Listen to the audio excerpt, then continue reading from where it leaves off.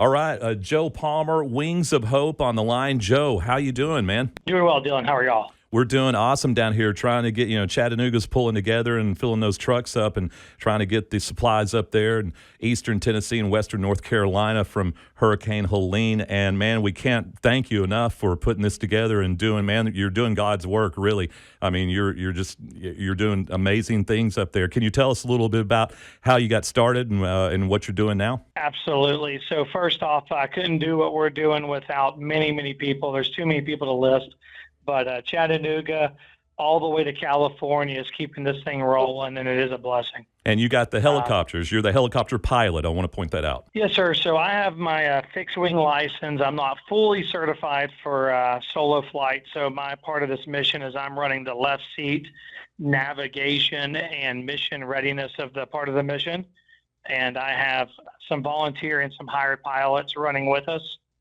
Most of them are people I've served with in Iraq back in our military days. That is awesome, man. And how many choppers do you have operating right now? So we have volunteer and hired 3 different helicopters to run beside us. We're operating a Bell 206, an MD 530 out of Florida, and then we are running a A-Star currently. We get the supplies up there. You pick them up with the helicopter, and then what's your next move? What do you do? Yes, sir. So we've got Justin Holgan with Lawn Care Service. We've got the Barn Nursery, Cole Webster, several drop-off points. A couple guys own trucking companies that are collecting these supplies, shipping them as close to us as we can get them. And then we are taking those via fixed-wing airplanes into the airports in North Carolina. And then from those airports, we are taking them via helicopter to the leads we're getting and to the visual people that need help by air in the North Carolina and Tennessee. How bad is it when you're flying over? Can you like literally see people down there stranded? Yeah, so it's been kind of a 3-part mission starting on Saturday morning, and we could not get there till Monday. Our weather minimums were bad and couldn't get in the mountains. But when we got there, it was obvious where the damage was. Anywhere there was water and ravines and low area was completely wiped out. Thankfully, most of that was infrastructure, but there are so many communities that are blocked off with the roads that are washed out. So we're landing in cul-de-sacs, backyards, sides of mountains, churches, bridges that are half intact. And then that's where we're distributing these supplies. Wow. And what's the response you get from the people? How do they? What are they saying? Oh man, it's there's been more tears than fuel burned, I believe, during this mission. But it's just a lot of gratitude, a lot of overwhelming response. There's people that have been trying to flag down helicopters. The internet was down. Family members were trying to get messages on Facebook for people to stop and help and grid coordinates and addresses. That mission has changed now. Now we're restocking people. We've established landing zones. We've had 500 Starlinks donated. We've been running Starlinks and generators. So we have communication points now, and it's starting to get organized. That is awesome. A lot of people online are skeptical about what the federal government's doing. Do you see any kind of federal response up there? What does that look like? Yeah, that's a longer story. It's disappointing. There is some good organizations, but I'm going to tell you that the most of the effort's all private. So it's small nonprofits. Airdrop has been probably the largest, best organization tool. We've been working under them, and they've been handling some of the logistics and missions and handing us missions. But, we land at the airport. We put a fuel request in. They hand us 3 or 4 mission cards. We go flight plan and brief them, try to make contact. We put in a supply order based on the mission, and then we load the aircraft, and we get out of there as fast as we can. And there's 60 helicopters at any given time operating in about a 90-mile radius.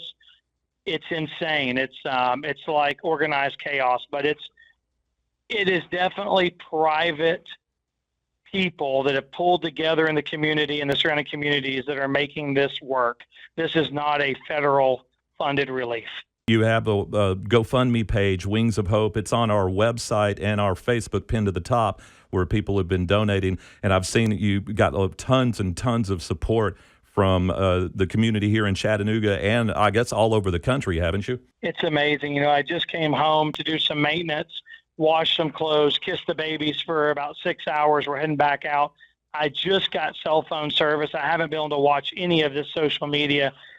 The outpour of love and support, both monetary, the kind words, the social media, it's amazing. We have about a 20-person team in Chattanooga organizing the need, the collection of goods. We're getting our own private missions from other people in California to check on people. It's just working. And where do you see this going? We've been collecting for about a week here in Chattanooga, and we're going to continue to do this into next week and further if we need to. What do you see an end to this anytime soon? The mission's shifting. It started out as search and rescue, aid, a very large medical need and initial food need was needed. We're past that point now. Now we're establishing communication and supply chains. The main roads are opening up. I think personally in the next 2 to 3 days, the mission's going to change to just heavier, redundant food supply missions. Just getting them fuel for generators, keeping them supplied with food. The clothing and those needs aren't what people would think they are in a flood because the flood came through the infrastructure, but there are people that are still needing those supplies. Okay, so what would you say we should focus on here in Chattanooga right now? I really think dual fuel generators. We're having problem getting enough gas. So we have these Starlinks we're putting up, and they're dropping offline, and we're losing communication. So we know we have to go check on those communities again. These are 10 to 15 home rural subdivisions, if you will, on top of mountains that are trapped together with just what they had on the mountain. And what we found is they have propane tanks. So we're trying to raise awareness, and we're having trouble finding propane dual fuel generators and accessories that we can get them hooked up to their propane tanks so they can power their homes, power their their Starlink, so they can continue to communicate with us on their needs. Okay. So we are looking for some dual-use propane generators and propane That's itself. Correct. And propane itself, I imagine. Propane helps as well. The people that don't have propane tanks, that's really nice to have. It's safer for us to carry than carrying 5-gallon jugs of gas inside the helicopter. So we're trying to switch the mission to as much propane as possible. And how about you think the clothing and the food supplies, that should still be rolling too, you think? 100% useful. So we are able to truck that stuff now into North Carolina. So we're starting to slow down our fixed wing part of our foundation. We've been flying. Chattanooga Skydiving has offered us a cargo plane.